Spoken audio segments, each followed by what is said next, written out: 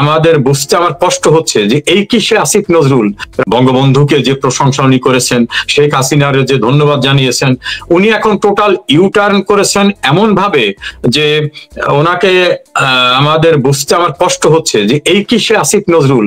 রাষ্ট্রপতি যাচ্ছেন, তাকে রিসিভ করার ট্রেডিশনটা হলো আমি যদি ইউনূস সাহেবকে ধরে নিই যে সরকার প্রধান, তাহলে তিনি তাকে রিসিভ করবেন, তিনি রিসিভ করেন। এমনকি ঈদের দিন মহামান্য রাষ্ট্রপতি জাতীয় ঈদগাহ ময়দানে নামাজ পড়তে পারেননি, তাকে বঙ্গভবনে নামাজ পড়তে হয়েছে। এই বিষয়টা আসিফ নজরুল সাহেবের, তিনি এখন আইন উপদেষ্টা, আমাদের সম্মানিত আইন উপদেষ্টা, তার নানান কথা কিন্তু ভাইরাল হয় দেশে বিদেশে। তিনি মন্ত্রী হইলে অনেক কিছু করে ফেলতেন সেটা বলছেন, এখন তিনি উপদেষ্টা হয়ে গেছেন এবং একজন প্রভাবশালী উপদেষ্টা, 2-3টা মন্ত্রণালয় তার কাছে রয়েছে। তার অ্যাক্টিভিটিস গুলো আপনার কেমন লাগছে? দেখুন, অধ্যাপক আসিফ নজরুল আমার খুবই পরিচিত মানুষ। আমরা একসঙ্গে বিভিন্ন টেলিভিশনে কথা বলেছি, বিভিন্ন ফোরামে কথা বলেছি, এবং একটা রেসপেক্ট অ্যাফেকশনের মতো একটা সম্পর্ক আমাদের ভিতরে। তাকে নিয়ে কোনো মন্তব্য করতে যাওয়া আমার জন্য খুব বিব্রতকর অবস্থা হয়। কিন্তু আমি খুব অবাক হয়ে যাচ্ছি, যেমন জামাত নেতা এটিএম আজহারের মুক্তির পরে সরকার আনুষ্ঠানিকভাবে, সরকারের তো একজন প্রখ্যাত প্রেস সেক্রেটারি আছেন, তিনি নীতি নির্ধারণ থেকে শুরু করে সবকিছু বলেন। সরকারের পক্ষ থেকে কোনো মন্তব্য আসার পূর্বেই আসিফ নজরুল তিনি ওই যে কয়েক ডিগ্রি আপনি বললেন সামনে গিয়েছে, তিনি ফেসবুকে স্ট্যাটাস দিয়ে ন্যায় বিচার প্রতিষ্ঠিত হয়েছিল। তাহলে অতীতে অন্যায় বিচার যখন হয়েছিল, ধরিনি যে আজহারের কনভিকশন যখন হয়েছিল, তখন কি তিনি স্ট্যাটাস দিয়ে বলছিলেন যে এই ট্রাইব্যুনাল, ওয়ার ক্রাইম ট্রাইব্যুনাল বা ইন্টারন্যাশনাল হিউম্যান রাইটস ট্রাইব্যুনাল, এরা যে সাজাটা দিল এটা আইন বহির্ভূত ছিল? সুপ্রিম কোর্ট যখন আপিল খারিজ করে দিল, তখন কি উনি বলেছিলেন যে এটা সংবিধান সম্মত হয়নি বা আইনের শাসনে পরিবর্তিত হয়েছে? সে সময় কেন উনি চুপ করেছিলেন, এটা নিয়ে প্রশ্ন।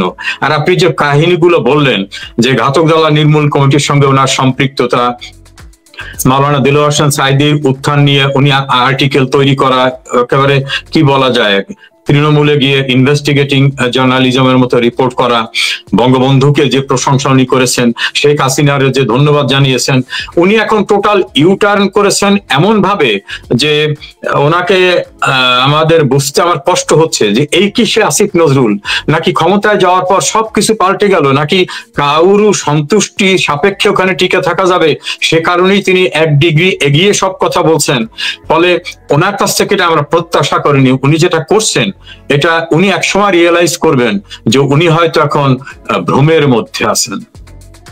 আচ্ছা আচ্ছা, উনি এও বলেছেন, আরো অনেক কথা বলেছেন, উনি 26 লক্ষ তো বলেছেন। তাছাড়া বঙ্গবন্ধুর যে ওই যে আত্মজীবনী ওইটা বেরিয়েছে, সেটা তো বলছেন যে শেখ হাসিনাকে ধন্যবাদ দেওয়া উচিত, এত বড় একটা মহামানব, এত বড় মহামানব এই দেশে জন্ম নিয়েছিল, কত স্যাক্রিফাইস করছে, সেই মহামানবের স্ট্যাচু যখন ভেঙে দিচ্ছে সরকারি বুলডোজার নিয়ে, 32 নম্বরে বঙ্গবন্ধু ভবন ভাঙা হচ্ছে, সে সময় আসিফ নজরুলের অনুভূতি এবং একটা স্ট্যাটাসে কখনো তাকে আমরা দেখিনি, কোন সময় একটা স্ট্যাটাসে তাকে দেখিনি।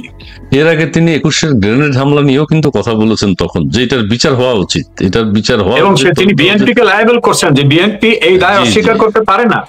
21 আগস্ট 2004-এর গ্রেনেড হামলায় তিনি বিএনপি কে অ্যাকুজড করেছেন। ইয়েস, করেছেন আবার এই সময় খুশি হয়েছেন খুব। যাই হোক, তখন যেটা দরকার সেটা বলেছেন, এখন যেটা দরকার এখন তিনি সেটা বলছেন। এই তো প্রফেসর ডক্টর আসিফ নজরুলের কাছ থেকে বাংলাদেশে অনেকেই আশা করেনি, তবে এখন তার স্বরূপ যেভাবে তিনি তুলে ধরছেন, এই তুলে ধরার কারণে কিন্তু মানুষের কাছে মনে হচ্ছে যে তাহলে কি আগের আমাদের চিন্তার আসিফ নজরুল সঠিক ছিল না, বর্তমানের আসিফ নজরুলই বাস্তবতা। কারণ উনি বলছিলেন যে একবার ক্ষমতা পেলে উনি কি করবেন, তো ক্ষমতা পাওয়ার পর উনি কি চেঞ্জ নিজের ভিতরে নিয়ে আসছেন, এটা দেখে মানুষ বুঝতেছে। করেছেন উনি অনেক চেঞ্জ করেছেন, ক্ষমতা পাওয়ার পর অনেক চেঞ্জ করেছেন। আবার কেউ বলছেন যে উনি ঢাকা বিশ্ববিদ্যালয়ে কিভাবে পড়ান, হয়তো আজকে 2 বছর আগে যেটা পড়িয়েছেন 3 বছর পরে হয়তো সেটা অস্বীকার করলেন যে আমি এটা পড়াইনি বা এইভাবে তোমরা নাম্বার দেইনি। বিশ্ববিদ্যালয়ের শিক্ষক কিভাবে তিনি থাকেন, আবার ওনাকে যারা উৎসাহিত করতেন, বাইরের থেকে বিভিন্ন সোশ্যাল মিডিয়ায় কাজ করা যারা উৎসাহিত করতেন, তাদের কেউ তো গ্যারান্টি দিয়ে বলতেছেন উনি এই করছেন, উনি এই করছেন, উনি এই করছেন। ওনার বিরুদ্ধে যে কমপ্লেইন গুলো নিয়ে আসতেছে, খুবই গুরুতর কমপ্লেইন নিয়ে আসছে। আচ্ছা, এটা কি সংবিধান ভঙ্গ কিনা আপনাকে, বা যে রুল আছে সেটার মধ্যে আপনি আইনের ব্যাখ্যাটা দিবেন? সেটা হচ্ছে আমাদের মহামান্য রাষ্ট্রপতিকে নিয়ে একটা কথা বলতে চাই। রাষ্ট্রপতি আছেন কি নেই দেশবাসী কিন্তু ক্লিয়ার না, মানে শঙ্কিত যে আছেন কিনা। একটা মানুষ থাকলে তার এক্সিস্টেন্স বুঝাতে হয়, অস্তিত্ব বুঝাতে হয় বিভিন্ন সভা সেমিনারে গিয়ে বিভিন্ন ভাবে। প্রধান উপদেষ্টা যিনি আছেন তিনি রাষ্ট্রপতির সাথে ওনার কখনো দেখা হয় না, কথা হয় না। উপদেষ্টা মন্ডলীয় যারা তারা রাষ্ট্রপতির সাথে কখনো দেখা হয় না, তার কথা মুখ দিয়ে উচ্চারণ করেন না। অথচ এই রাষ্ট্রপতি পদটা, রাষ্ট্রপতি যিনি হন পদ, এই চেয়ারটাই তাদেরকে কিন্তু শপথ পড়িয়েছেন। তো এইটা কি কোনোভাবে একটু যদি ব্যাখ্যা করেন, এটা কি হচ্ছে, কি হতে যাচ্ছে, এটাকে আসলে কিভাবে দেখবো আমরা? দেখুন, কনস্টিটিউশনালি এখন দেশের প্রধান, এবং আমি বলবো সরকার প্রধান ও রাষ্ট্রপতি, কারণ অন্তর্বর্তীকালীন সরকার নামে কোনো কনসেপ্ট আমার কনস্টিটিউশনে নেই। আচ্ছা, তাহলে তিনি যদি প্রধান উপদেষ্টা, অন্যান্য উপদেষ্টার কথা বলি, তাহলে তিনি নিয়োগ দিয়েছেন অন্তর্বর্তীকালীন ব্যবস্থা পরিচালনার জন্য। তার রাষ্ট্রপতি তো তার মিলিটারি সেক্রেটারি আছে, তার সচিব আছে, তার অনেক অর্গান আছে, তিনি তো তার অ্যাডভাইজারও নিয়োগ করতে পারেন, কিন্তু তিনি হেড অফ দি স্টেট, তিনি নিয়োগ করতে পারেন। তিনি যেমন নিয়োগ করতে পারেন, তিনি তার নিয়োগও প্রত্যাহার করতে পারেন যে কোনো মুহূর্তে। মহামান্য রাষ্ট্রপতিকে কনস্টিটিউশন পারমিট করেছে বিধায় কিন্তু তার কাছ থেকে নিয়োগ নিতে হয়েছে। না হলে তো ইউনূস সাহেবরা বসে যেয়ে বলতেন যে আমি নিজ দায়িত্বে বসলাম, বিসমিল্লাহির রহমানির রহিম, প্রিয় দেশবাসী আসসালামু আলাইকুম, আমি বসে গেলাম। ওই বসার সুযোগ না থাকার কারণেই কিন্তু নিয়োগ কিন্তু মহামান্য রাষ্ট্রপতির কাছ থেকে নিতে হয়েছে। কিন্তু তাকে যেভাবে হিউমিলিয়েট করা হচ্ছে, সাভার জাতীয় স্মৃতিসৌধে আমরা দেখি, মিরপুরে শহীদ বুদ্ধিজীবীতে দেখি, রাষ্ট্রপতি যাচ্ছেন, তাকে রিসিভ করার ট্রেডিশনটা হলো আমি যদি ইউনূস সাহেবকে ধরে নিই যে সরকার প্রধান, তাহলে তিনি তাকে রিসিভ করবেন। তিনি রিসিভ করেন। এমনকি ঈদের দিন মহামান্য রাষ্ট্রপতি জাতীয় ঈদগাহ ময়দানে নামাজ পড়তে পারেননি, তাকে বঙ্গভবনে নামাজ পড়তে হয়েছে। সরকারের পক্ষ থেকে হয়তো সেভাবে আয়োজন করা হয়নি। এবং দেখি মাঝে মধ্যে কেউ চায় রাষ্ট্রপতির পদত্যাগ করতে হবে, কেউ চায় বের করে নিয়ে আসবে। এই অবস্থাটায় এখানে রিলেভেন্ট কিন্তু বাংলাদেশ সেনাবাহিনী, কারণ পরিবর্তিত পরিস্থিতিতে সেনাপ্রধান কিন্তু একটা বক্তব্য রেখে বলছিল আমি দায়িত্ব নিলাম, আমার উপর ভরসা রাখেন। এখন ওনার উপর দেশবাসী কিন্তু ভরসা রাখছিল। উনি যদি দায়িত্ব নিয়ে ভরসার কথা না শুনাতেন, তাহলে দেশে কিন্তু ক্ষমতায় যারা ছিলেন এবং যারা ক্ষমতার বাইরে আন্দোলন করতেছেন, এখানে কিন্তু একটা কনফ্লিক্টিং ক্লাশ যেটা হতো, সেটা দেশের জন্য কল্যাণকর হতো না। সেদিন সেনাবাহিনী তাদের পক্ষে অবস্থান নেওয়ায় বা সরকারের পক্ষে দৃঢ়ভাবে না থাকায় কিন্তু পরিবর্তনটা হয়েছে, না হলে কিন্তু এটা ডিফিকাল্ট ছিল। এখন সেই সেনাবাহিনীকেও রাস্তাঘাটে হিউমিলেট করা হচ্ছে। সেনাবাহিনী দেখছি কলার ধরে টানতেছে, কেউ বলতেছে ক্যান্টনমেন্ট উড়িয়ে দেবো, কেউ বলতেছে যে ওয়াকার তুই তাকারি করে নানা ভাবে যেসব কথা যারা বলতেছে, তাতে সেনাবাহিনীর যে স্ট্যাটাসটা, সেনাবাহিনী কিন্তু আমাদের স্বাধীনতা সার্বভৌমত্বের একটা প্রতীক। এই দেশপ্রেমিক সেনাবাহিনী মুক্তিযুদ্ধের ভিতর থেকে তৈরি হওয়া, তাদের অবস্থানটাও আমাদের কাছে এখন অস্পষ্ট, যে তাদের এত গালিগালাজ করতেছে, তাদের এত অসম্মান করতেছে, রাষ্ট্রে মব চলতেছে। সেনাপ্রধান রিসেন্টলি কথা বলার পরেও আমরা দেখলাম গতকাল মব হলো জাতীয় পার্টির জিএম কাদেরকে ঘিরে, মানিকগঞ্জে শিল্পী মমতাজকে ঘিরে। কোনো ব্যবস্থা তো দেখতেছি না। এই জন্য বুঝতে পারতেছি না যে অনুভূতিতে ধরছে নাকি বুঝতে পারছেন না, নাকি সবাই মিলে চাচ্ছেন যে বলগাহীন স্রোতে সব ভেসে যাক। সেটা নিয়েই কিন্তু এখন জাতির প্রশ্ন। বলেছেন যে নির্বাচিত সরকার যখন আসবে তখন তারা এই বিষয়ে চিন্তা ভাবনা করবেন, জনগণের সাথে আলোচনা করে দেবেন কি দেবেন না। আপনার কাছে এখন কি মনে হচ্ছে, এটা কি দেয়া হয়ে গেছে না কাজ চলছে?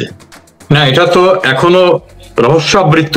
আমি আবার সুপ্রিম কোর্টের রেফারেন্সে যাই, সেখানে মাননীয় বিচারপতিরা যদি ধরে নিয়ে যে সত্যি রেফারেন্স হয়েছিল, তারা বলছেন অন্তর্বর্তীকালীন ব্যবস্থা। তা অন্তর্বর্তীকালীন ব্যবস্থা মানে কি? ধরেন একটা অফিসে কর্মকর্তা নাই, রুটিন দায়িত্ব পালন যিনি করবেন, ল্যাঙ্গুয়েজটা কিন্তু অন্তর্বর্তীকালীন ব্যবস্থা। তো অন্তর্বর্তীকালীন ব্যবস্থার দায়িত্বে যিনি থাকবেন, তিনি কিন্তু অথরিটি হিসাবে সবকিছু এক্সারসাইজ করতে কোনোভাবে পারেন না।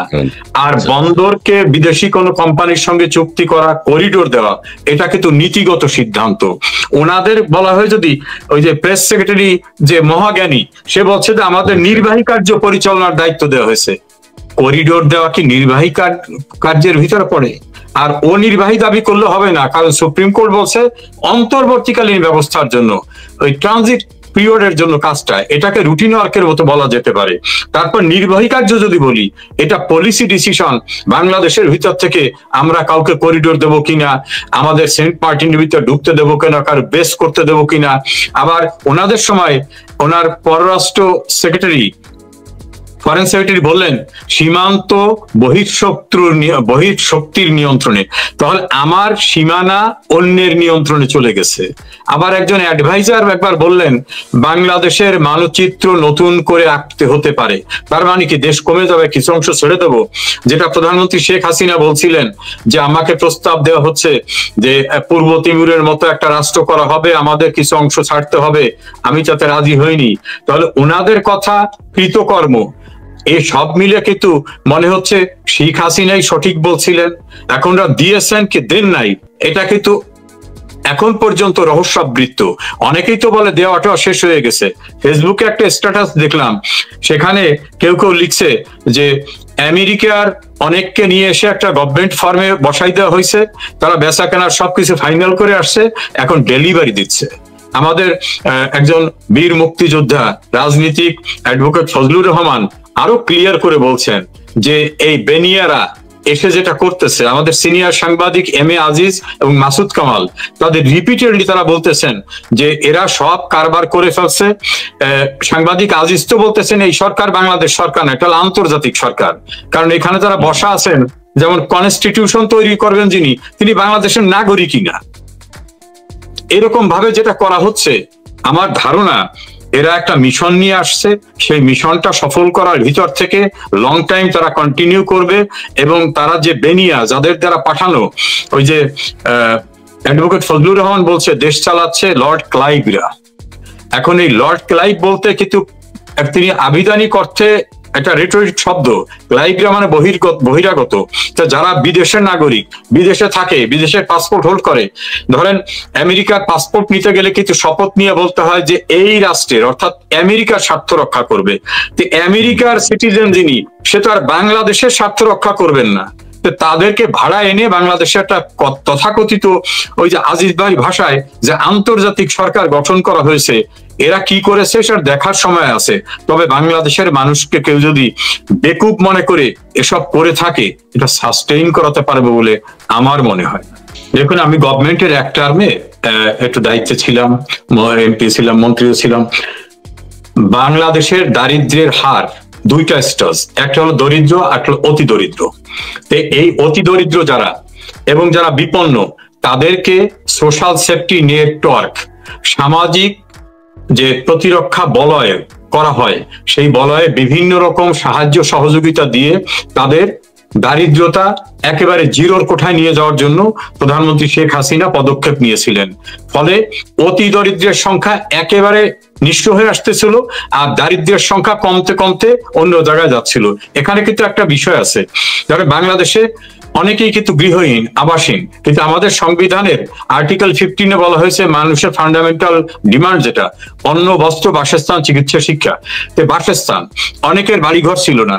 প্রধানমন্ত্রী শেখ হাসিনা সরকার কিন্তু সরকারি জায়গা পড়ে থাকায় বিল্ডিং করে হাজবেন্ড ওয়াইফের নামে সরকারি টাকায় দলিল করে ইলেকট্রিক কানেকশন, বিদ্যুৎ সহ পানির ব্যবস্থা করে তাদের ওই যে আবাসহীন অবস্থাটা ছিল, সেই ব্যবস্থাটা দূর করে, হ্যাঁ সেটার ভিতর থেকে তাদের এইভাবে ডেভেলপ করে দিল।